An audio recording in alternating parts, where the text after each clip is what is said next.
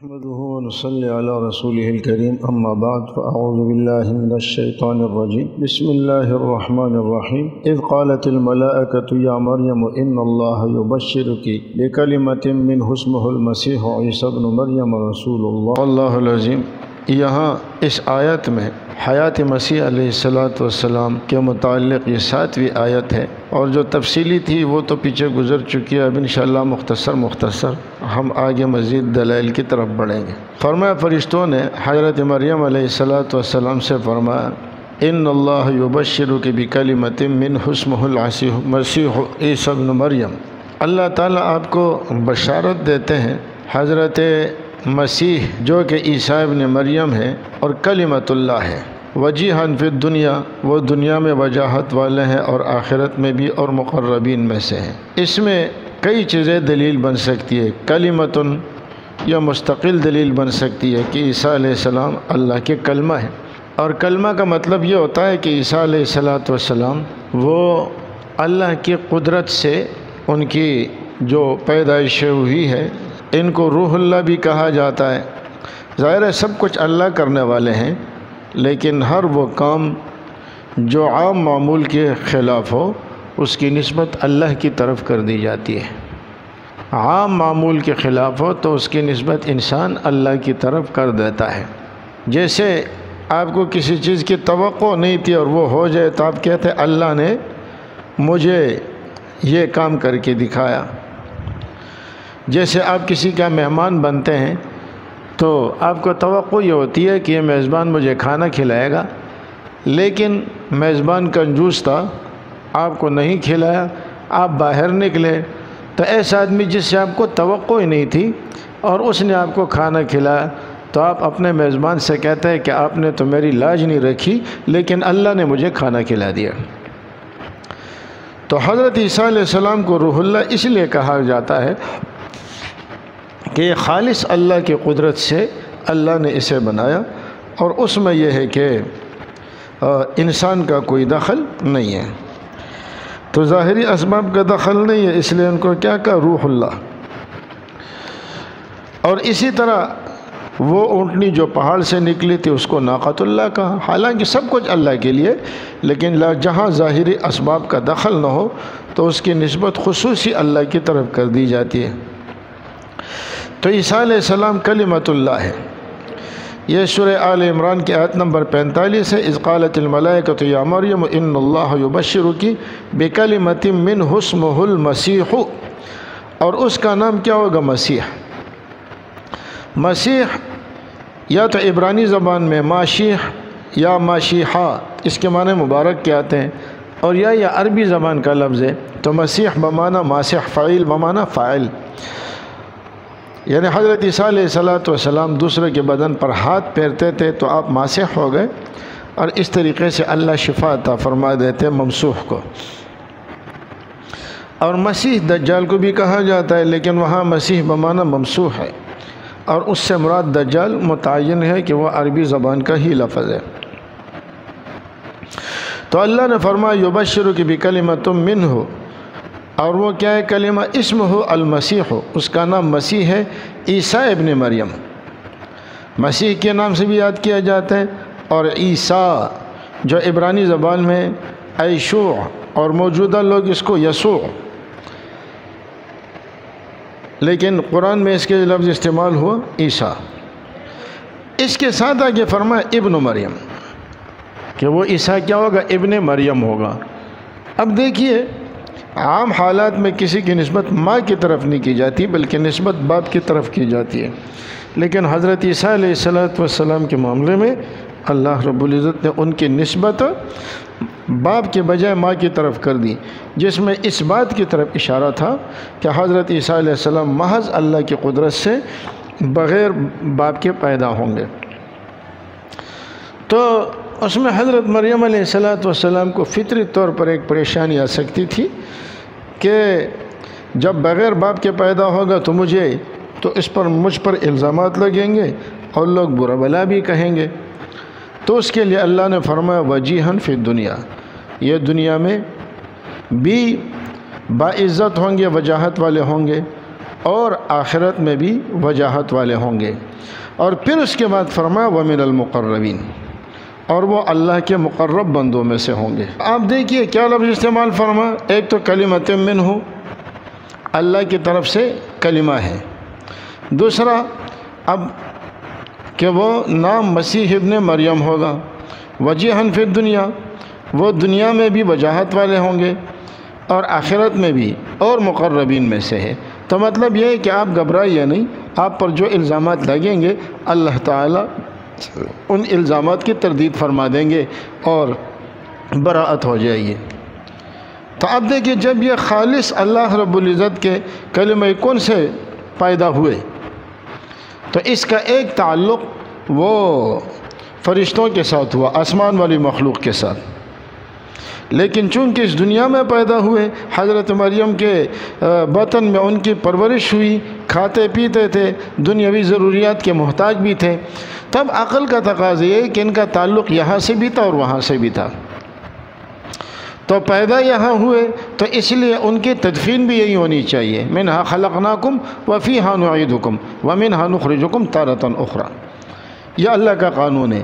تو اب ایک وقت ایسے بھی ہونا چاہیے کہ یہ اوپر والوں کے ساتھ مقربین کے ساتھ بھی رہیں، اور وہ مقربین کی تفسیر آگے ہم بتائیں گے کہ مقربین سے یا جنت والے لوگ مراد ہوتے ہیں یا اس سے مراد فرشتے ہوتے ہیں۔ تو چونکہ ان کا تعلق اس دنیا سے بھی تھا تو اس دنیا میں بھی رہے، اور ان کا تعلق لفظ کن کے ساتھ بھی تھا کہ محض اللہ کی قدرت سے اور ایک پھونک سے ان کا حمل ٹھہرا، حضرت جبریل علیہ السلام نے اللہ کے حکم سے پھونک مارا، تو اس کا تعلق ان کا تعلق اوپر والوں کے ساتھ، آسمان والوں کے ساتھ، فرشتوں والوں کے ساتھ بھی ہوا۔ تو ظاہر ہے کہ جب دونوں جگہ تعلق ہے تو دونوں جگہ ان کو رہنے کی اجازت بھی ہونی چاہیے۔ تو اب زمین والوں کے ساتھ شروع میں بھی رہے، درمیان میں آسمانوں پہ چلے گئے تاکہ اس نسبت کا بھی تعلق ہو جائے، اور اس کے بعد دوبارہ زمین پر اتریں گے، اور انشاءاللہ وہ تفصیلات آگے آئیں گے۔ تو ایک دلیل تو کلمۃ منہ سے ہو گیا۔ اسی طرح آگے اللہ تعالیٰ نے فرمایا، اس کو آپ 8ویں دلیل شمال کر لیں کہ وجیہن فی الدنیا، وہ دنیا میں بھی وجیہ ہیں اور آخرت میں بھی وجیہ، دنیا میں بھی وجاہت والے اور آخرت میں بھی وجاہت والے۔ دنیا کی وجاہت تو آپ نے دیکھ لی کہ اللہ نے ان پر کتنے انعامات فرمائے، پچھلے کلپ میں ہم نے ان کا ذکر بھی تفصیل کے ساتھ کیا ہے۔ اور آخرت کی وجاہت جب وہ اتریں گے تو کس شان کے سے اتریں گے، ینزل فیکم ابن مریم حکما عادلا وغیرہ احادیث میں اس کا ذکر آئے گا۔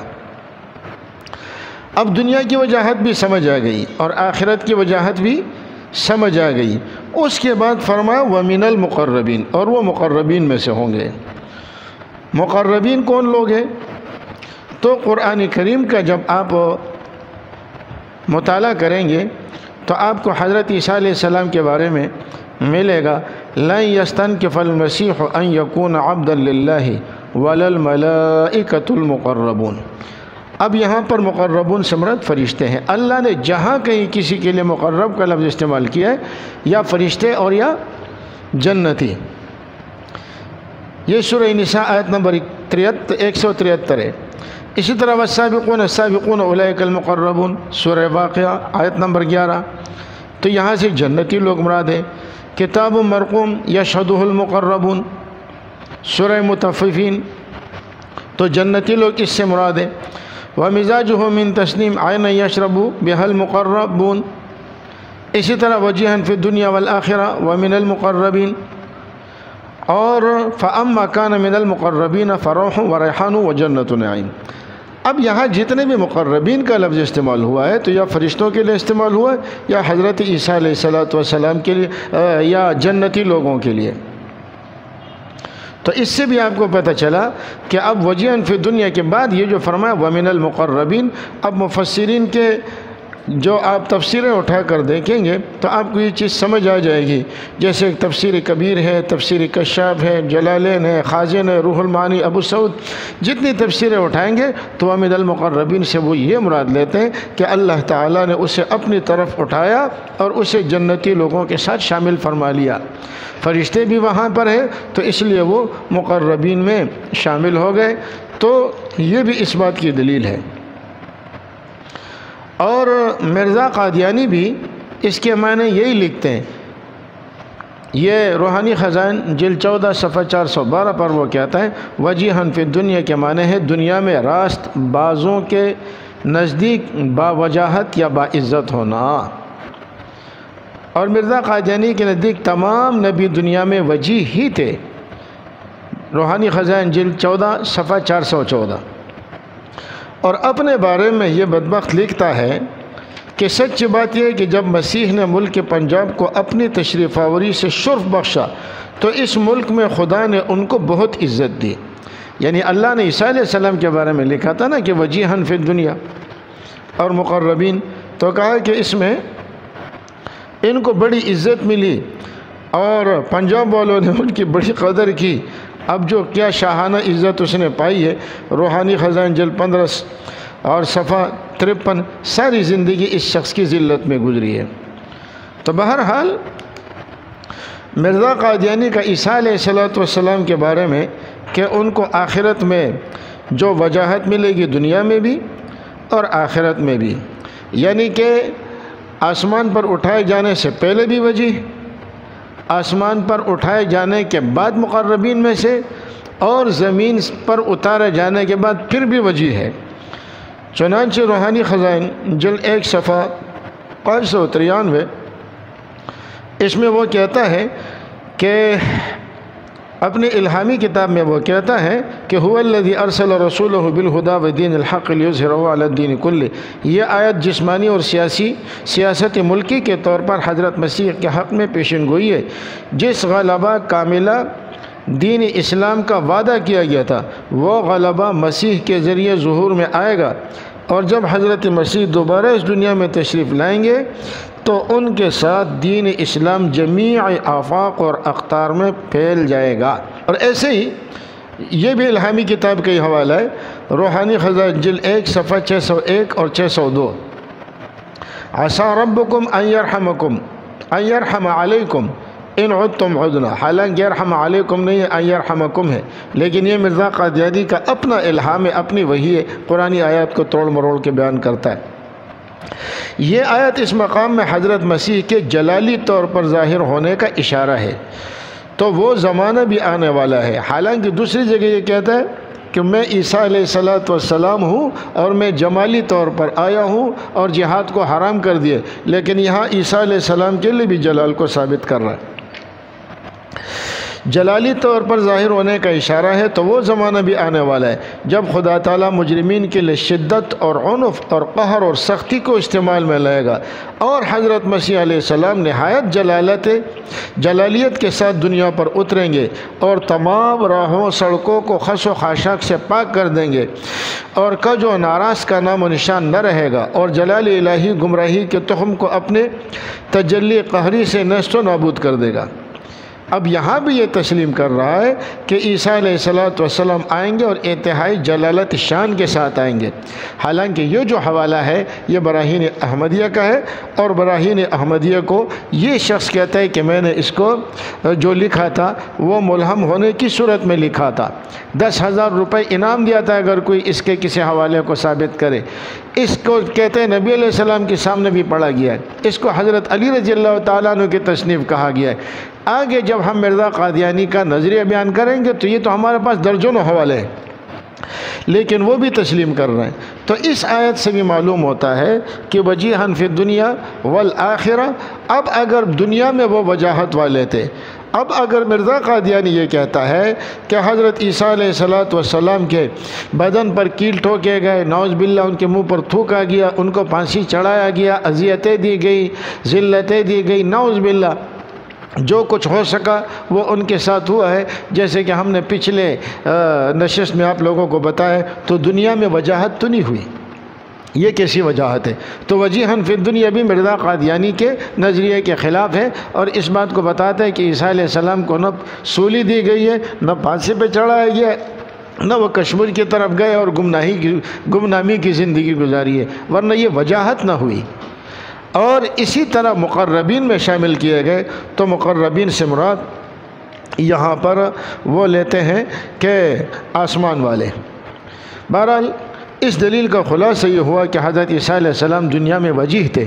اگر یہودیوں نے ان کو سولی دی اور ان کو یہ اذیتیں دی گئی تو پھر حضرت عیسیٰ علیہ السلام دنیا میں وجیہ نہیں ہو سکتے۔ اور اسی طرح مقربین میں سے کہ اللہ تعالیٰ نے ان کو آسمانوں پہ اٹھایا۔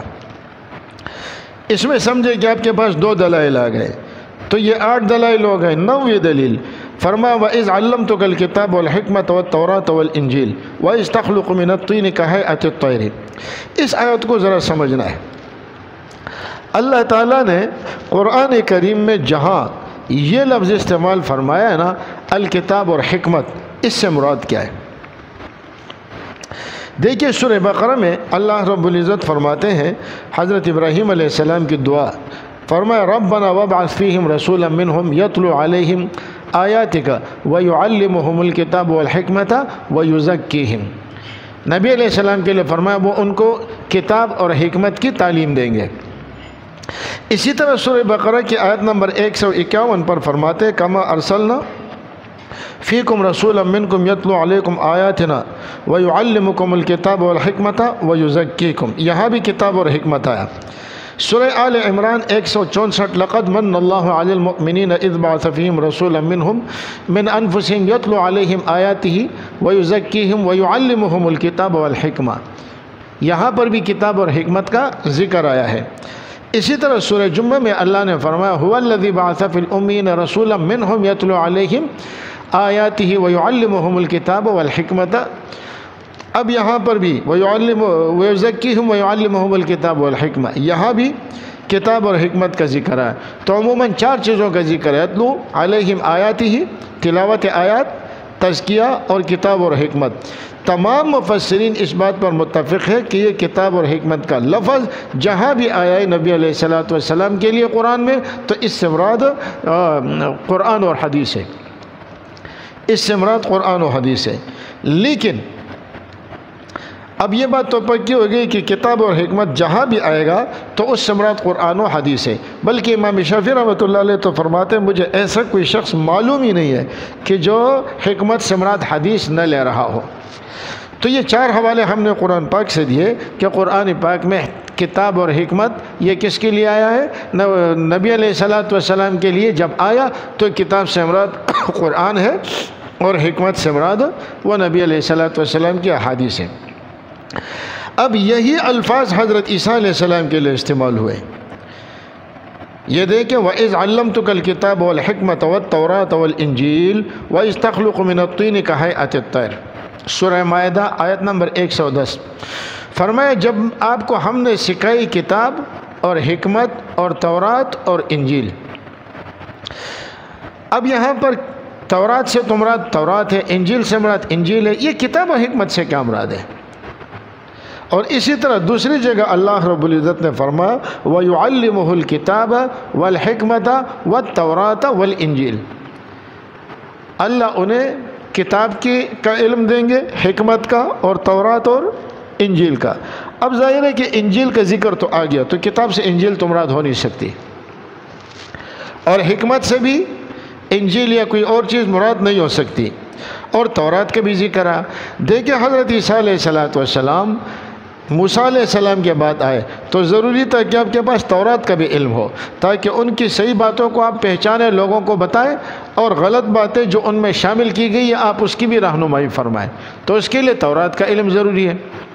تو ایک تعلق جو عیسیٰ علیہ السلام کا یہودیوں کے ساتھ بن رہا تھا تو اس کے لیے اللہ نے تورات کا علم دیا، اور جو عیسائیوں کے ساتھ بن رہا تھا تعلق، تو ظاہر ہے کہ اب نئے تورات کے منسوخ شدہ احکامات یا تحریف شدہ احکامات اس کو جو بتائیں گے تو وہ اس کے لیے انجیل کی ضرورت ہوئی۔ لیکن اللہ نے ان کو جو کتاب اور حکمت دی، اس کتاب سے کیا مراد ہے؟ تو علماء فرماتے اس کتاب سے مراد قرآن و حدیث ہے۔ تو قرآن و حدیث کی ضرورت کیوں آتی ہے؟ اس لیے کہ نبی علیہ الصلوۃ والسلام نے آخر میں اسی امت میں آنا ہے، اور جب اس امت میں آپ تشریف لائیں گے تو ظاہر ہے کہ آپ کو قرآن اور حدیث کا علم ہوگا تو آپ اس امت کی رہنمائی کر سکیں گے۔ جیسے مرزا قادیانی لکھتا ہے کہ عیسیٰ علیہ السلام جب آئیں گے تو وہ کس سے پڑھیں؟ عربی کس سے سیکھیں گے؟ قرآن کس سے سیکھیں گے؟ حدیث کس سے سیکھیں گے؟ تو اللہ نے فرما دیا کہ ہم نے ان کو کتاب اور حکمت دے دی۔ تو یہ کتاب اور حکمت کا جو علم ہے یہ اسی لیے دیا تھا کہ ایک تعلق آپ کا نزول کے بعد کے زمانے کے ساتھ ہے، اور نزول کے بعد کے زمانے میں آپ کے لیے اس کی ضرورت پڑے گی۔ اسی طرح آپ آیت نمبر 10 وہ ہے وَيُكَلِّمُ النَّاسَ فِي الْمَهْدِ وَكَهْلًا۔ دیکھیں اللہ تعالیٰ نے یہ آیت ہے سورہ آل عمران کی، اور آیت نمبر 46 ہے وَيُكَلِّمُ النَّاسَ فِي الْمَهْدِ وَكَهْلًا وَمِنَ الصَّالِحِينَ، وہ لوگوں سے کلام کریں گے۔ یہ اسی آیت کا جز ہے کہ جب اللہ رب العزت نے ان سے فرمایا تھا اذ قالت الملائکۃ یا مریم ان اللہ یبشرک بکلمۃ منہ اسمہ المسیح عیسی ابن مریم وجیہا فی الدنیا والآخرہ ومن المقربین۔ اور اسی میں اللہ نے فرمایا وَيُكَلِّمُ النَّاسَ فِي الْمَهْدِ وَكَهْلًا وَمِنَ الصَّالِحِينَ۔ اس کے بعد فرمایا وَيُعَلِّمُهُ الْكِتَابَ وَالْحِكْمَةَ وَالتَّوْرَاةَ وَالْإِنْجِيلَ۔ تو یہ کئی آیتوں میں گویا حیات مسیح پر اس کی دلالت ہو رہی ہے۔ اللہ کا وعدہ کیا تھا کہ وہ لوگوں کے ساتھ گہوارے میں بھی بات کریں گے، اور لوگوں کے ساتھ بڑھاپے کی عمر میں، جس کو زمانے کہولت کہا جاتا ہے، اس زمانے کہولت میں بھی بات کریں گے۔ اب یہاں پر بات یہ ہے کہ حضرت عیسیٰ علیہ السلام کا گہوارے میں بولنا یہ تو سمجھ میں آتا ہے، لیکن بڑی عمر میں بولنا یہ تو کوئی کمال کی بات نہیں ہے۔ بڑے تو سب بولتے ہیں، عاقلانہ کلام کرتے ہیں۔ حضرت عیسیٰ علیہ السلام نے گہوارے میں بھی عاقلانہ کلام کیا، اور اس عمر میں جب وہ بڑھاپے کی عمر تک پہنچیں گے تو اس دور میں بھی وہ عاقلانہ کلام کریں گے۔ تو اس میں تو کوئی فائدہ نظر نہیں آ رہا، اس لیے کہ بڑے تو سارے کلام کرتے ہیں عاقلانہ اور مدبرانہ۔ اس کی وجہ کیا ہے کہ وہ بڑھاپے میں بھی بات کریں گے، ادھیڑ عمر میں بھی جا کے بات کریں گے۔ اس کی وجہ یہ کہ حضرت عیسیٰ علیہ السلام کے لیے حضرت مریم علیہ السلام سے یہ وعدہ کیا کہ وہ گہوارے میں بھی بات کریں گے اور ادھیڑ عمر میں بھی۔ تو ادھیڑ عمر میں بات کرنے کا فائدہ کیا ہے؟ اس لیے کہ حضرت عیسیٰ علیہ السلام اس دنیا کے زمین پر رہتے ہوئے وہ 30-35 سال کی عمر میں، 33 سال کی عمر میں ان کو آسمانوں پر اٹھا لیا گیا، تو ان کو تو ادھیڑ عمر ملی ہی نہیں ہے، تو گویا یہ وعدہ پورا نہیں ہوا۔ تو یہ وعدہ کب پورا ہوگا؟ جب عیسیٰ علیہ السلام واپس آئیں گے، ورنہ تو یہ وعدہ قرآن کریم میں جو ہوا ہے یہ وعدہ پورا نہیں ہو سکتا۔ وہ تب پورا ہوگا جب وہ دوبارہ واپس آئیں گے۔ تو یہ بھی اس بات کی دلیل ہے کہ حضرت عیسیٰ علیہ السلام وہ دوبارہ زمین پر تشریف لائیں گے، اور وہ اس زمین کے اوپر ان کی جو ذمہ داریاں ہوں گی انشاءاللہ آگے ان کا ذکر آئے گا۔ الذی ارسل رسولہ بالہدی ودین الحق لیظہرہ علی الدین کلہ ولو کرہ المشرکون۔ صدق اللہ العظیم۔ یہ سورہ صف کی آیت نمبر 8 ہے، اور اس میں اللہ تعالیٰ نے فرمایا کہ اللہ کی ذات وہ ہے کہ جس نے اپنے رسول کو ہدایت اور دین حق کے ساتھ بھیجا تاکہ اسے تمام ادیان پر غالب کرے، اگرچہ مشرکین کو یہ بات ناگوار ہو۔ رسول اللہ صلی اللہ علیہ وسلم نے اس کی تفسیر یہ بیان فرمائی ہے کہ آپ نے فرمایا، حضرت عائشہ فرماتی ہے سمعت رسول اللہ صلی اللہ علیہ وسلم یقول لا يذهب الليل والنهار حتى يعبد اللات والعزى۔ میں اس کا ترجمہ آپ کے سامنے پیش کرتا ہوں۔ فرماتے کہ میں نے حضرت صلی اللہ علیہ وسلم سے سنا، آپ نے فرماتے تھے کہ قیامت قائم نہ ہوگی یہاں تک کہ بت پرستی کا دوبارہ دور شروع نہ ہو۔ میں نے عرض کیا رسول اللہ، میں تو جب آیت هو الذی ارسل نازل ہوئی تو اس وقت سمجھ چکی تھی کہ دین کا غلبہ پورا ہو چکا، یعنی اب دوبارہ لات و عزیٰ کی عبادت نہیں ہوگی۔ فرمایا تحقیق بات یہ ہے کہ اس کا غلبہ عنقریب پھر ہوگا، جتنا عرصہ اللہ چاہے گا، پھر خدا اور یعنی اس کے جتنا عرصہ تک اللہ چاہے گا دین کا پھر غلبہ ہوگا، اور پھر خدا ایک پاک ہوا بھیجے گا جس سے ہر وہ مومن جس کے دل میں رائی کے دانے کے برابر ایمان ہوگا مر جائے گا، اور اور پھر فرمایا کہ پس باقی رہ جائیں گے ایسے شخص جن میں ذرہ برابر بھی ایمان اور بھلائی نہیں ہوگی، پس وہ جھک جائیں گے اپنے آبائی دین یعنی بت پرستی کی طرف۔ اچھا، تو یہ جو زمانہ ہوگا یہ زمانہ حضرت عیسیٰ علیہ السلام کے نزول کا ہوگا۔ دوسری روایت میں یہاں ذرا اور بھی تفصیل کے ساتھ ہے، وہاں فرماتے ہیں کہ خدا عیسیٰ ابن مریم کو بھیجے گا اور پھر 7 سال مسلمانوں پر ایسے آئیں گے کہ کسی دل میں رنج اور بغض اور حسد اور عداوت نہ ہوگی، پر خدا ایک پاک ہوا بھیجے گا جو ہر مومن کو قبض کرنے گی اور باقی رہ جائیں گے شریر، تب ان پر قیامت قائم ہوگی۔ یہ مسلم شریف جلد 1 اور صفحہ نمبر 403 اس کا ترجمہ میں نے کیا۔ تو معلوم ہوا کہ یہ غلبہ کاملہ اس امت کو جو حاصل ہوگا یہ حضرت عیسیٰ علیہ السلام کے زمانے کے دور میں ہوگا۔ اور مرزا قادیانی کا بھی ہم پہلے حوالہ دے چکے ہیں کہ هو الذی ارسل رسولہ بالہدی ودین الحق لیظہرہ علی الدین کلہ، روحانی خزائن جلد 1 صفحہ 593۔ یہ آیت جسمانی اور سیاست ملکی کے طور پر حضرت مسیح علیہ السلام کے حق میں یہ پیشن گوئی ہے، اور جس غلبہ کاملہ دین اسلام کا وعدہ دیا گیا ہے وہ غلبہ مسیح کے ذریعے ظہور میں آئے گا، لیکن یہ کمبخت جو ہے اس مسیح سے خود کو مراد لینا شروع کر دیا بعد میں۔ پہلے تو عقیدہ یہ تھا اور ہے بھی براہین احمدیہ کا، اور جب حضرت عیسیٰ علیہ السلام دوبارہ اس دنیا میں تشریف لائیں گے تو ان کے ہاتھ سے دین اسلام جمیعی آفاق اور اقطار میں پھیل جائے گا۔ تو مرزا قادیانی نے بھی هو الذی ارسل رسولہ بالہدی ودین الحق کا یہی ترجمہ کیا ہے اور یہی مفہوم بیان کیا ہے۔ قادیانی نے کہتے ہیں کہ مرزا قادیانی نے رسمی عقیدہ لکھا ہے، اور اس بات کو مرزا قادیانی نے بھی تسلیم کیا کہ میرے کلام میں تعارض ہے، اور اس کے بیٹے نے بھی حقیقت النبوہ میں اس پر بڑی تفصیلی بحث کی ہے، جس میں وہ کہتا ہے کہ پہلے تو ان کو یہ عقیدہ تھا لیکن بعد میں جب آپ کو پتہ چلے تو آپ نے اس عقیدے کو چھوڑا، اور پہلے ایک رسمی عقیدہ تھا۔ لیکن میرے دوستو آپ کو معلوم ہونا چاہیے کہ براہین احمدیہ مرزا قادیانی نے ملہم ہونے کی حالت میں لکھی گئی ہے، اور 1882 کا الہام الرحمن علم القرآن، مرزا قادیانی کہتے ہیں کہ مجھے اللہ تعالیٰ نے قرآن سکھایا، اور اس کا بیٹا کہتا ہے تمام علوم آپ کو دے دیے گئے۔ تو جو ملہم ہونے کی حالت میں وہ کتاب لکھی گئی جس میں وہ کہتے ہیں اس میں میں نے ایک لفظ اپنی طرف سے نہیں لکھا، تو کیسے ہو سکتا ہے کہ آپ اس کو رسمی عقیدہ کہیں؟ تو بہرحال اس سے بھی یہ بات معلوم ہو گئی کہ حضرت عیسیٰ علیہ السلام آئیں گے، ورنہ تو اس کے لیے آپ کا یہ کہنا کہ اللہ کا یہ وعدہ پھر کہاں جائے گا۔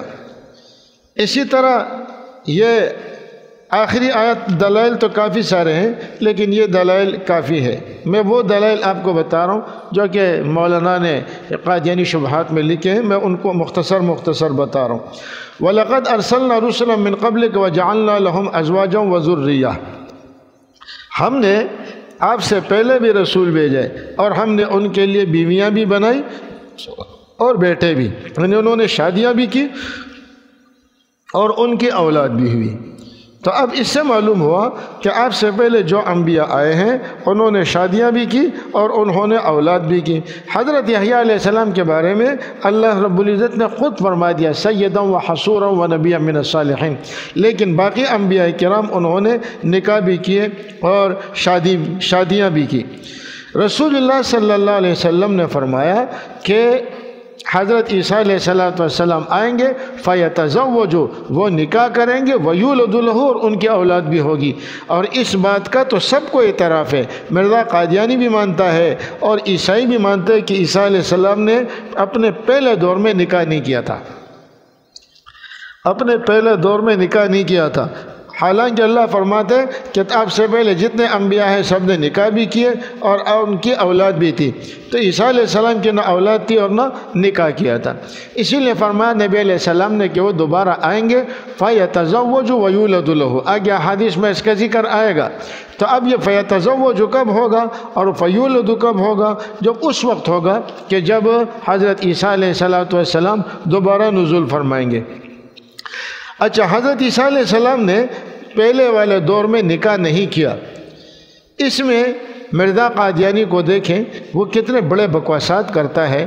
روحانی خزائن جلد 9 صفحہ 392 اس پر کہتے ہیں کہ مردمی اور رجولیت انسان کی صفات محمودہ میں سے ہے۔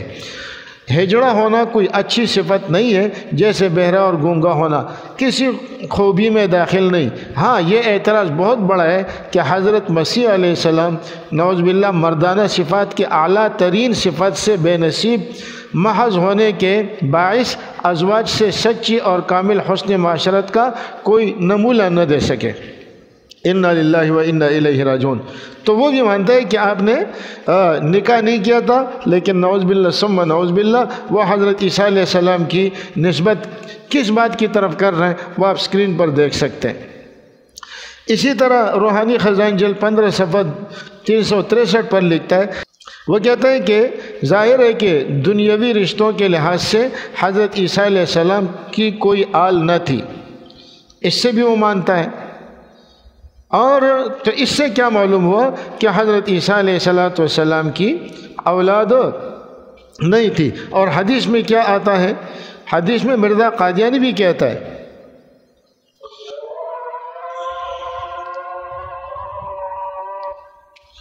جی تو یہ مرزا قادیانی نے یہاں لکھا ہے کہ چنانچہ رسول اللہ صلی اللہ علیہ وسلم نے بھی پہلے سے ایک پیشگوئی فرمائی کہ یتزوج ویولد لہ، یعنی وہ مسیح موعود بیوی کرے گا اور نوز وہ صاحب اولاد ہوگا۔ اور یہاں اصل میں یہ محمدی بیگم پر اس کو فٹ کرنا چاہتا ہے، اور کہتا ہے کہ یہ جو فرمایا فیتزوج جو نکاح کریں گے تو عام نکاح تو سب کر رہے ہیں، جب سب کریں گے تو اس میں کوئی خاصیت تو نہیں ہوئی، تو اس نکاح سے کوئی خاص نکاح مراد ہے، اور وہ خاص نکاح یہ ہے کہ وہ صداقت کا نشان ہوگا، اور صداقت کا نشان محمدی بیگم والا ہے۔ اس پہ انشاءاللہ ہم اپنا کلپ بنائیں گے کہ مرزا قادیانی کو محمدی بیگم اور ان کے لوگوں نے کس طرح رسوا کیا، لیکن یہ ٹھیک ہے، حدیث اپنی جگہ۔ تو اب حضرت عیسیٰ علیہ السلام جب آئیں گے تو وہ نکاح بھی کریں گے اور ان کی اولاد بھی ہوگی، اور باقی انبیاء میں جیسے فرمایا کہ ہم نے اب سے پہلے رسول بھیجے اور ان کے ازواج بھی رہی اور اولاد بھی رہی۔ تو 2 نبی ایسے ہیں کہ جن کے ازواج اور اولاد ثابت نہیں ہے، ایک حضرت یحییٰ علیہ السلام اس لیے کہ اس کا ذکر اللہ نے فرمایا، اور دوسرا حضرت عیسیٰ علیہ السلام، لیکن آپ کے بارے میں فرمایا گیا کہ وہ آئیں گے تو شادی بھی کریں گے اور ان کی اولاد بھی ہوگی۔ تو اگر دوبارہ وہ تشریف نہ لائے تو پھر ان کی اولاد کی کہانی اور شادی کی کہانی نعوذ باللہ وہ پوری نہیں ہو پائے گی۔ بہرحال امید ہے کہ اتنی بات آپ حضرات کو سمجھ آ گئی ہوگی۔ اللہ ہمیں قادیانیوں کے شر سے بچنے کی توفیق نصیب فرمائے۔